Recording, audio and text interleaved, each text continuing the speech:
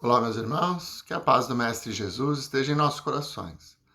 Vamos continuar o estudo do Livro dos Médiuns a partir do capítulo 4, Teoria das Manifestações Físicas. Vamos lá? 72. Estando demonstrada a existência dos espíritos, pelo raciocínio e pelos fatos, assim como a possibilidade de agirem sobre a matéria, trata-se de conhecer agora como se opera essa ação e como procede para fazer mover as mesas e os outros corpos inertes. Um pensamento se apresenta muito naturalmente, e foi o que tivemos. Como foi combatido pelos espíritos que nos deram uma outra explicação, a qual estávamos longe de esperar, é uma prova evidente de que sua teoria não era a nossa opinião. Ora, esse primeiro pensamento, cada um poderia tê-lo como nós. Quanto à teoria dos espíritos, não cremos que jamais tenha vindo à ideia de alguém. Reconhece-se, sem esforço, como é ela superior à nossa, embora menos simples, porque dá a solução de uma multidão de outros fatos que não encontravam naquela uma explicação satisfatória. Do momento em que se conheceu a natureza dos espíritos, sua forma humana, as propriedades semimateriais do perispírito, a ação mecânica que ele pode ter sobre a matéria, que nos fatos de aparição viram-se mãos fluídicas e mesmo tangíveis pegar objetos e os transportar, era natural crer-se que o espírito se servia muito simplesmente de suas mãos para fazer girar a mesa e que a erguia no espaço por força do braço. Mas então, nesse caso, qual a necessidade de ter um médium? O espírito não pode agir sozinho? Isso porque o médium, que pousa suas mãos o mais frequentemente em sentido contrário ao do movimento, ou mesmo que não as pousa completamente, não pode, evidentemente, secundar o espírito por uma ação muscular qualquer. Deixemos primeiro falarem os espíritos que interrogamos a esse respeito. Bom, então ele vem introduzir aqui manifestações físicas, tá? Então, movimento, telecinese, né, transporte de um lugar para outro, são fenômenos que naquela época ocorriam. Hoje são mais raros. Às vezes a gente escuta algum estalido, alguma coisa conforme o ambiente, mas manifestação física são mais raras atualmente, né? Na nossa casa, por exemplo, as reuniões mediúnicas, elas não têm nenhum tipo de movimento. É psicofonia. Os espíritos se manifestam através dos médiuns, promovendo diálogos, nos contando as suas histórias. Mas não tem movimento de mesas, enfim, não há movimento físico. Mas naquela época era preciso essa coisa fantástica para chamar a atenção das pessoas. Agora Kardec vai dar uma explicação sobre isso. Então, à primeira vista, o espírito levantava a mesa com as suas mãos. Essa é a dedução que ele fala nos primeiros itens, que seria a coisa mais lógica, e que ele achava também que era assim. Mas mais tarde, estudando melhor, nós vamos aprender que o espírito não tem essa capacidade de usar membros. Ele se utiliza do fluido.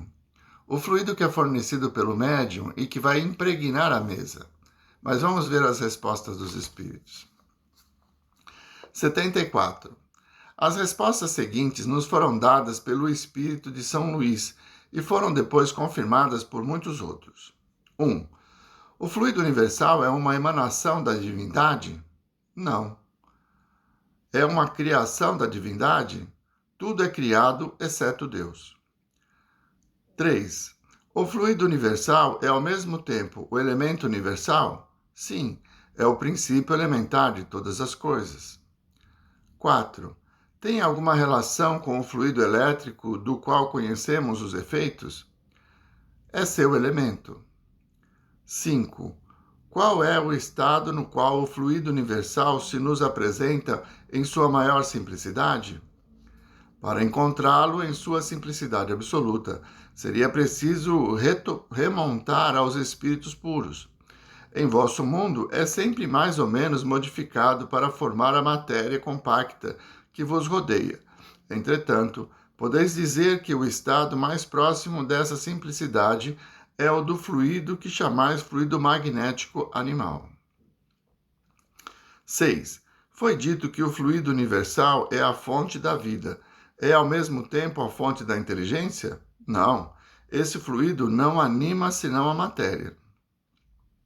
7. Uma vez que é esse fluido que compõe o perispírito,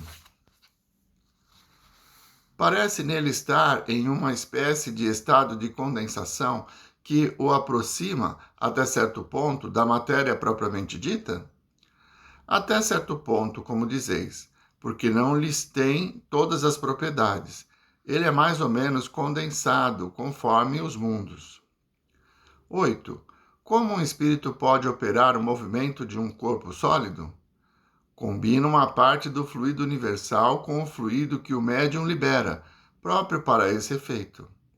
9. Os espíritos levantam a mesa com a ajuda de seus braços, de certo modo solidificados? Esta resposta não conduzirá ainda ao que desejais.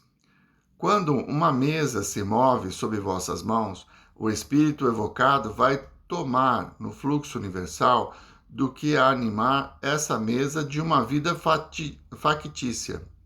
Assim preparada a mesa, o espírito a atrai e a põe sob a influência do seu próprio fluido, liberado por sua vontade. Quando a mesa que quer pôr em movimento lhe é muito pesada, chama em sua ajuda outros espíritos, que estão em suas mesmas condições. Em razão de sua natureza etérea, o espírito propriamente dito não pode agir sobre a matéria, grosseira sem intermediário, quer dizer, sem um laço que o une à matéria. Esse laço que constitui o que chamais perispírito vos dá a chave de todos os fenômenos espíritas materiais. Creio ter me explicado bastante claramente para me fazer compreender. Chamamos a atenção para esta primeira frase. Esta resposta não conduzirá ainda ao que desejais. O espírito havia compreendido que todas as questões precedentes não foram feitas senão para chegar a esta, e faz alusão ao nosso pensamento, que esperava, com efeito, uma outra resposta, quer dizer, a confirmação de nossa ideia sobre a maneira que o espírito faz mover as mesas. 10. Os espíritos que chama em sua ajuda lhe são inferiores? Estão sob suas ordens? Iguais quase sempre, frequentemente vêm por si mesmos. 11. Todos os espíritos estão aptos para produzir os fenômenos desse gênero? Os espíritos que produzem essa espécie de efeito são sempre espíritos inferiores, que não estão ainda inteiramente despojados de toda a influência material. 12. Compreendemos que os espíritos superiores não se ocupam de coisas que estão abaixo deles, mas perguntamos se, em razão de serem mais desmaterializados, teria a força de fazê-lo se tivessem disso vontade? Eles têm a força moral como os outros têm a força física. Quando têm necessidade dessa força, servem-se daqueles que a possuem. Não vos foi dito que se servem dos espíritos inferiores como fazeis com os carregadores? Nota. Foi dito que a densidade do perispírito, se pode exprimir assim, varia segundo o estado dos mundos. Parece que varia também no mesmo mundo segundo os indivíduos. Nos espíritos avançados, moralmente, é mais sutil e se aproxima da dos espíritos elevados. Nos espíritos inferiores, ao contrário, se aproxima da matéria, e é o que faz que esses espíritos de baixo estágio conservem por tempo tão longo as ilusões da vida terrestre. Eles pensam e agem como se estivessem ainda vivos. Têm os mesmos desejos e, se poderá dizer, a mesma sensualidade. Essa grosseria do perispírito, dando-lhe mais afinidade com a matéria, torna os espíritos inferiores mais próprios para as manifestações físicas. Pela mesma razão, um homem do mundo habituado aos trabalhos de inteligência, cujo corpo é débil e delicado, não pode erguer um fardo pesado como um carregador. A matéria, nele de alguma sorte, é menos compacta, os órgãos menos resistentes e tem menos fluidos nervoso. O perispírito sendo para o espírito o que o corpo é para o homem, e sua densidade estando em razão da inferioridade do espírito, supre nele a força muscular. Quer dizer, lhe dá sobre os fluidos necessários às manifestações uma força maior do que aqueles cuja natureza é mais etérea. Se um espírito elevado quer produzir tais efeitos, faz o que fazem entre nós as pessoas delicadas, manda fazê-lo um espírito do ofício. Muito bem. Aqui nós vamos interromper, nós estamos na questão 13.